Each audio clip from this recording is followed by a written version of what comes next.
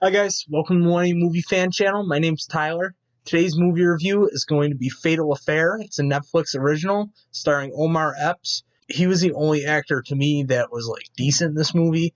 He just had more character development and more to latch onto. But the script was so bad and the dialogue was so bad in my opinion. I just want to brace you guys that I'm going to tear this movie a new ass in this review. If you like Lifetime movies, this might be up your alley. It felt really like soap opera-y, daytime TV, Lifetime-ish. That's not for me. I have really high standards for dialogue. If dialogue is cheesy, that's my biggest turnoff. And I felt a lot of this was really, really corny. A lot of the things in this movie, not just how they talk to each other and how conversations would start, it was just cheesy. There would be the text messages popping up on the screen. Sometimes that can work. It was really annoying in this movie and just what they were saying in text was like, nobody ever texts like that. Nobody would say that. Just so you know, I'm going to spoil the ending right now. A guy falls off a cliff. The stalker guy falls off a cliff at the end.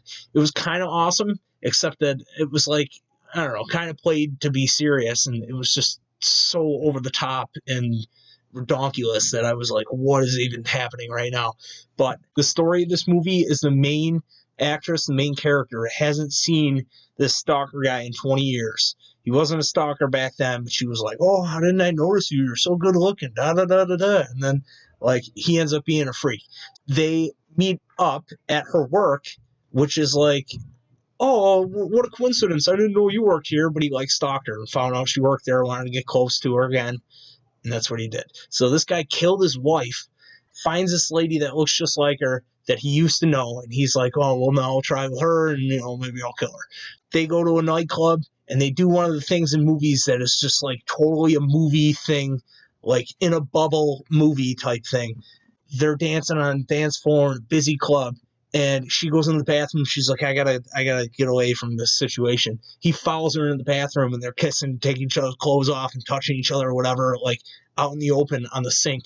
And nobody's in the bathroom. Nobody's walking by. Nobody's walking in on him, catching him in the act, doing this. It's just kind of ridiculous.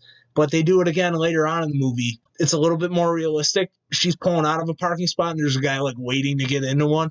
And I'm like, yeah, that makes sense. Because in movies, they always, pull up right where they need to, right in front of a building. New York City, there's, an open spot. That never happens. Yeah, that's, a movie thing.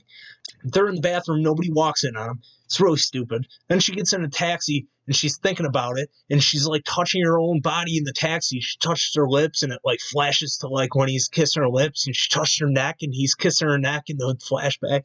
And I'm like, oh, my God, this is so cheesy, so ridiculous.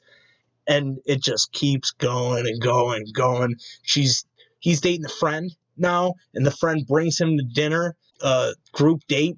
She's like, oh, meet my new boyfriend. He's like, oh, nice to meet you. He didn't really know who she was. And I was just like, oh, my God, this is nuts. And, of course, nobody ever is just, up front. She feels like she can't tell the husband. And then the stalker boyfriend has proof. And she's like, well, what am I going to do now? It's like, we should have just told the husband in the first place. What are you, dumb? I guess you don't watch a lot of Lifetime movies, because then you would know what to do in your own Lifetime movie. If I was not watching this with other people and didn't set out to already review this, I would have probably shut it off, because it was just not up to my standards. I know I have higher standards. Dialogue's usually a deal breaker for me, and if a movie has bad dialogue, I'm pretty tuned out up front. If you want to see the guy fall off the cliff, it was definitely worth it. Skip it to the end. This movie fell off a cliff 5 minutes into it. I really wanted to shut it off, but for you guys' sake, I'm going to review it and tell you probably not to watch it. If you get your money's worth out of Netflix every month, watch a ton of stuff, you're out of stuff to watch because you're stuck at home bored, maybe watch this. A guy does fall off a cliff. That's my review for Fatal Affair, guys. If you like the video, give it a thumbs up. Hit the subscribe button. Also hit the little notification bell. That way you get alerts to when I drop a new video. And share this video for your friends and family. And I will see you guys in the next video.